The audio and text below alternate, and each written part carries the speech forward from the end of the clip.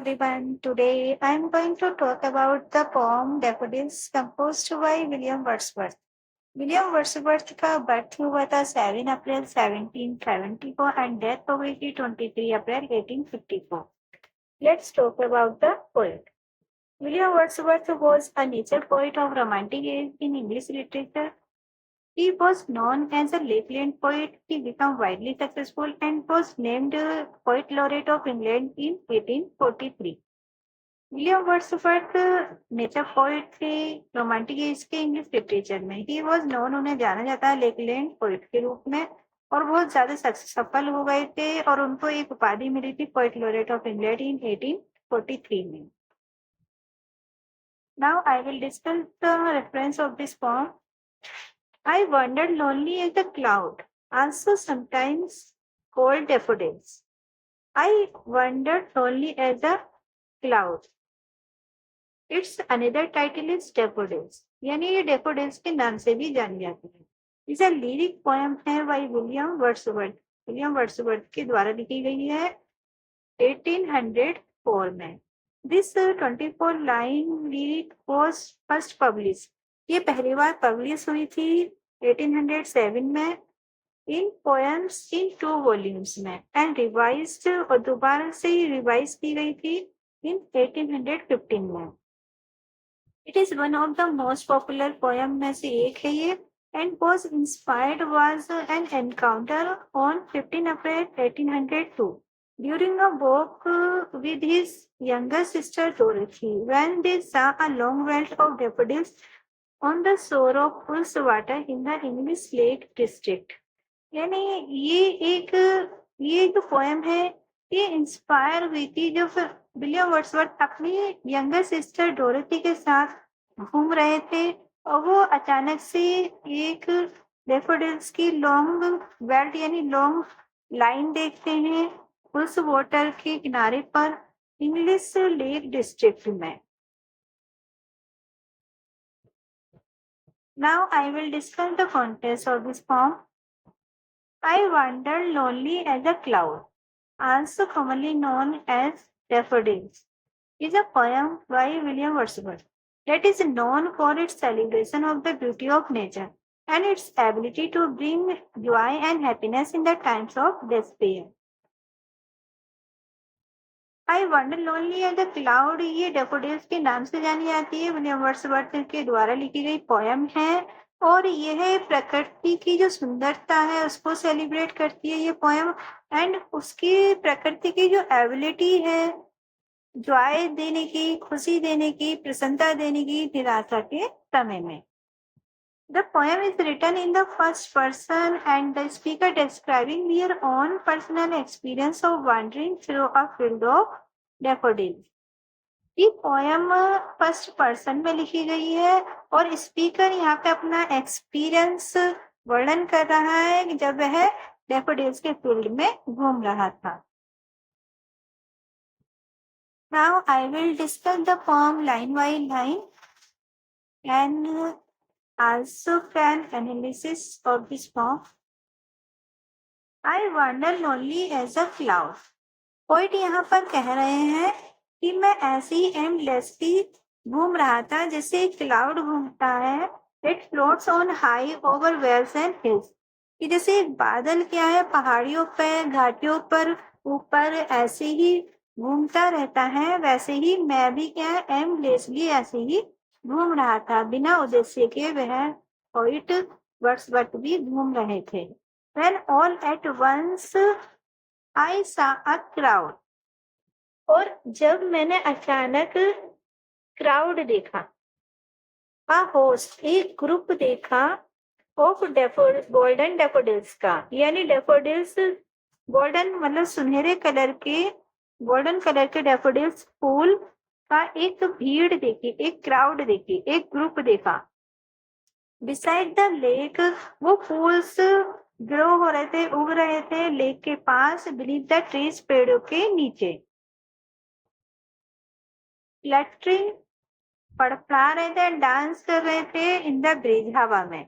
जैसे हवा चल रही थी तो वो फूल भी क्या है डांस कर रहे थे, इधर उधर हिल रहे थे. Now I will explain this stanza like this. The poem is divided into 4 stanzas. 4 stanza में डिवाइड की गई है poem, each of which describe the different aspect of the speaker experience. और प्रत्येक स्पीकर का जो एक्सपीरियंस है उसकी डिफरेंट एस्पेक्ट को डिस्क्राइब करते हैं, बिल्कुल अलग पहलुओं का वर्णन करते हैं. The first stanza was sets the scene and describe the speaker feeling of loneliness as they wander through the countryside. First stanza scene को सेट करता है और वर्णन करता है स्पीकर की जो फीलिंग है और अकेलेपन की जब वह घूम रहा था कंट्री साइड में, ग्रामीण क्षेत्रों में. The imagery of the cloud, जो इमेजरी थी cloud floating over hills and valleys, जो इमेजरी दी गई है बादल की जो फ्लोट कर रहा था, बह रहा था, उड़ रहा था पहाड़ियों पर और घाटियों पर, वो इवोक्स उत्पन्न करती है अ सेंस ऑफ आइसोलेशन, अकेलेपन का सेंस और डिटेचमेंट, अलगाव का. विच कंट्रास्ट, जो बिल्कुल अलग है, with the vibrant and joyful scene that the speaker is about to encounter. और वो उस सीन से बिल्कुल ही अलग है जो स्पीकर, जिसका सामना स्पीकर करने वाला था. यानी वो सीन जो था बहुत ज्यादा आनंद देने वाला था, बहुत ज्यादा सजीव था, एकदम जीवित था, तो उससे बिल्कुल अलग था. Now I will discuss the second stanza of this poem. Continuous as the stars that shine and twinkle on the Milky Way. और वो जो पोइट यहाँ पर बता रहे हैं कि वो जो डेफोडिल्स के जो होस्ट था, डेफोडिल्स की जो क्राउड थी, यानी बहुत ज्यादा ग्रुप में थे, बहुत ज्यादा थे डेफोडिल्स, तो वो कंटिन्यूअस किसकी तरह दिख रहे थे, स्टार्स की तरह दिख रहे थे. जो स्टार्स क्या है, जैसे शाइन करते हैं मिल्की वे पर, आकाश गंगा पर शाइन करते हैं, ट्विंकल करते रहते हैं, टिमटिमाते रहते हैं, वैसे ही वो क्या है, डेफोडिल्स भी क्या कर रहे थे, they stretch in never ending lines, वो भी नेवर एंडिंग लाइन्स या कभी भी न खत्म होने वाली लाइन्स में फैले हुए थे.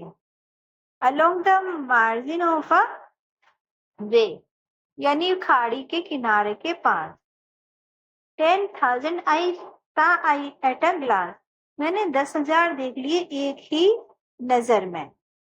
टोजिंग दियर हेड्स इन स्पाइटली डांस, और वह अपने सिर को, अपने हेड्स को टोजिंग कर रहे थे, हिला रहे थे, इन स्पाइटली डांस, और ऐसा लग रहा था कि वो क्या डांस कर रहे हैं, बिल्कुल ऐसे लग रहा था जैसे जीवन जीवन मतलब बहुत ज्यादा सजीव उनका डांस लग रहा था.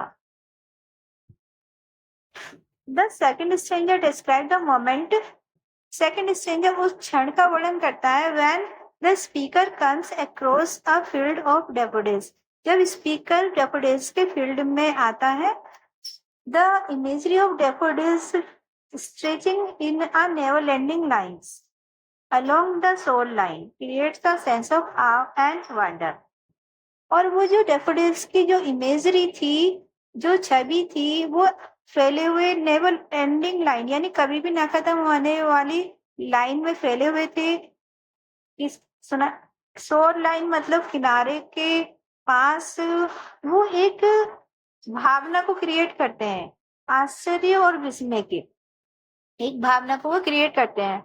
And the comparison of the stars in the Milky Way, और जो मिल्की वे पर स्टार्स की, तारों की जो तुलना की गई है, इम्फेसाइजेस, वो बहुत ज्यादा दबाव डालती है, vastness and the beauty of the scene, विशालता और सुंदरता पर, ऑफ द सीन, उस सीन की जो विशालता सुंदरता उस पर बहुत ज्यादा इम्फेसाइज करती, बहुत ज्यादा दबाव डालती है. The use of the word host to describe the daffodils also, जो इस वर्ड होस्ट का, ये जो वर्ड है होस्ट, इसका जो यूज हुआ है ये डिस्क्राइब करता है डेफोडिल्स को, और आल्सो सजेस्ट भी कर रहा है, सुझाव दे रहा है that they are not just a random collection of flowers, कि वो केवल फूलों का कलेक्शन नहीं है, but an organised and purposeful group, बल्कि वो एक संगठित और उद्देश्यपूर्ण समूह है. Now I will discuss the third stanza of this poem. The waves beside them danced. अब वो पोइट यहाँ पर कह रहे हैं कि जो लहरें हैं, जहाँ डैफोडिल्स खिल रहे हैं, जहाँ डैफोडिल्स डांस कर रहे हैं, उनके पास लहरें हैं, उनके पास वेव्स हैं, but they outdid the sparkling waves in glee. किंतु जो डैफोडिल्स है वो आउटडिड कर रहे हैं. आउटडिड मीन सरपासेस, यानी वो सरपास कर रहे हैं, पीछा छोड़ रहे हैं उन स्पार्कलिंग वेव्स को, यानी जो स्पार्कलिंग वेव्स है जो बिल्कुल चमक रही है, एकदम साइन कर रही है लहरें इन गिली खुशी में. खुशी में जो डैफोडिल्स हैं वो डांस कर रहे हैं और वो उन लहरों को भी पीछा छोड़ रहे हैं. A poet could not but a weak. एक पोइट बिना खुश हुए नहीं रह सकता इन सच अ जोकेंट कंपनी. इस खुशी से भरी साथ में, इस उस आनंद से भरे साथ में.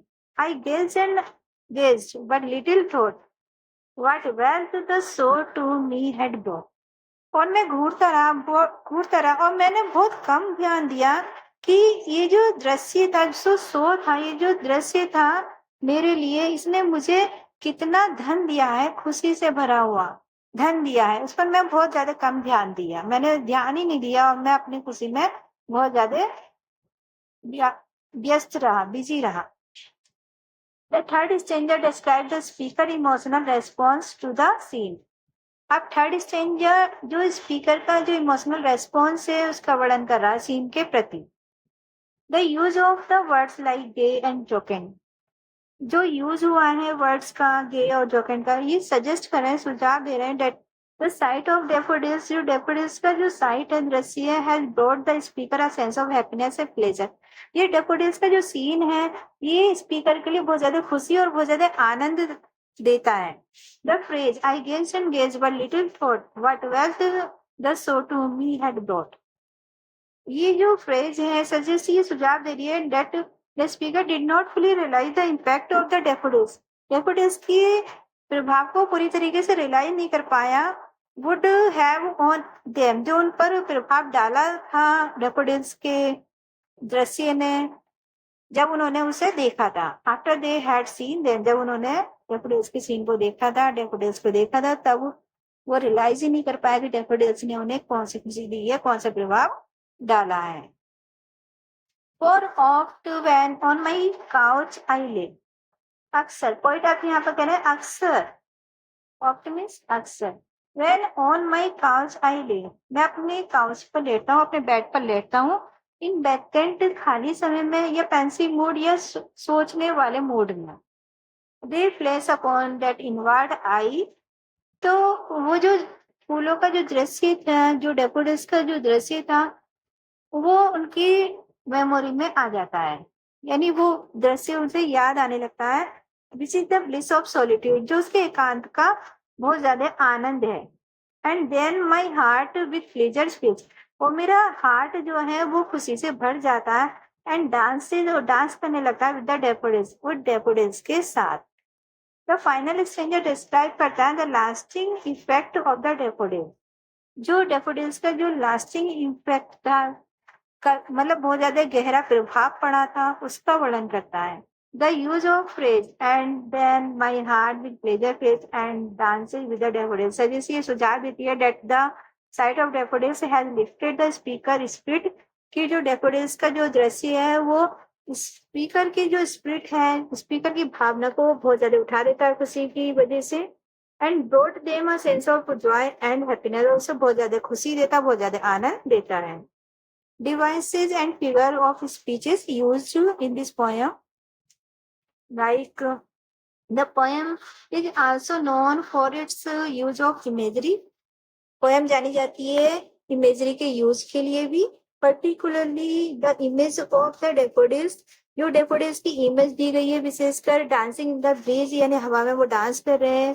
Which create a sense of movement, जो एक मूवमेंट, एक गति की भावना को क्रिएट करता है. एंड लिवलीनेस, एक सजीव, लिवलीनेस की एक सजीव मतलब बहुत ज्यादा जिंदा दिली की भावना को क्रिएट कर रहा है यहाँ पे.